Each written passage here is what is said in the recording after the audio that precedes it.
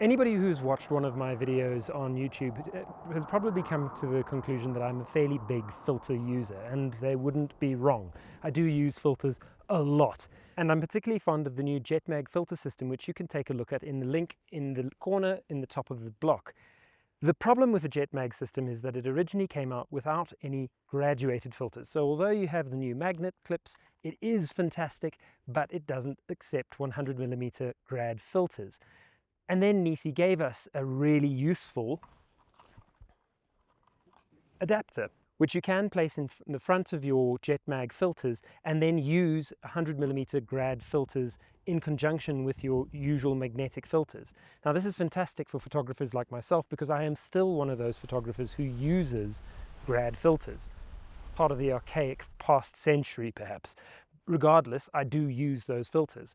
Now this is a fantastic piece of kit, but it is not perfect, unfortunately. And with the concern of potentially losing my association with Nisi, I think I'd better talk a little bit about how to use this correctly so that you don't actually end up making a mistake and having a rather expensive smashing sound as your filters fall off the front of your lens and onto the hard ground. The adapter ring itself has a rather large mark at the back where you can see where the grip is going to attach to the little locking nubs on the front of your JetMag filters themselves, and it's fairly simple to use.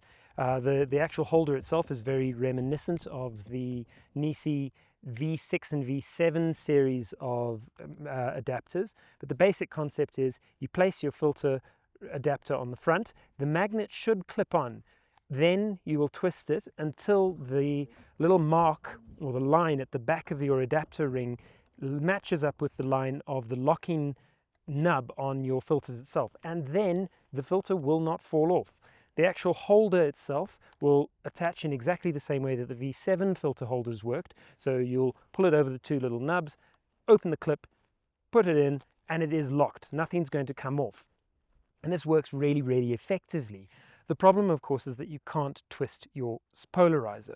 So if you want to use any kind of 100mm grad filter, you first need to twist your filter until it is in the correct orientation, and then you can place your filters on the front. Here comes the first problem that you might come across over here, is that when you twist your polarizer, it doesn't necessarily stay locked in place. So if your nubs and the little grab handles on your polarizer don't line up with the locking points on the JetMag adapter, the whole system comes off easily. That is quite possible when you actually have a heavy filter. Like over here, I have a soft grad filter, one of my favorites, and when you place it inside there, it's in and it's secure, but it can come off rather easily. So you do need to be very, very aware of how you are using the filters when you are actually using the grad itself. The good news is that if you're just using a standard neutral density filter, all you do is you make sure that, I'm going to put this away for a second, all you do is you make sure that the actual grab handles on the filter itself are lined up nicely with the lock points on the adapter ring itself, and then it cannot come off. And then similarly, when I add my adapter, I'm going to place it in place there, it won't come off, even when I add my filter holder here. So it won't come off at all, to the point that I can hold my entire camera rig from the filter holder itself. It's solid, it's tight. If you no longer have that lineup, unfortunately, what would happen is it would just come off nice and easily. So you do need to be very aware of how you're using your filter when you're placing it inside there.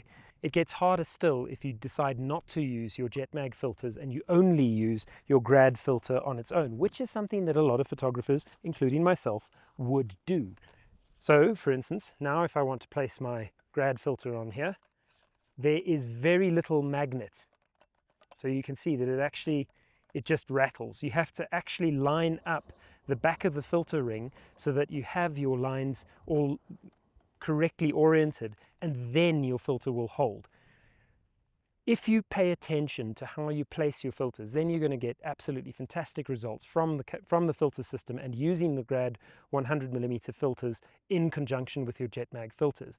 But you have to be careful about how you use them. Otherwise, you are going to have an expensive accident. So I hope this tip has been useful.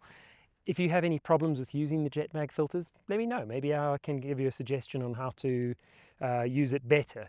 For the most part, I am very happy with how they've been able to incorporate 100mm square filters into my system, and it means I can use some of my older filters as well, and now I can use them in conjunction with the JetMags, which is fantastic.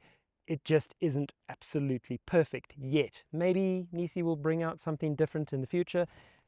Maybe not, I don't know, but it does work rather well, so long as you are aware of how you're using it. That's it. Thanks again for watching. I'm going to go back to waiting for the light. I'm sitting here in front of Cathedral Peak, about to have a really nice light show, I'm hoping. And yeah, till the next time, I hope to see you on the next video. Cheers.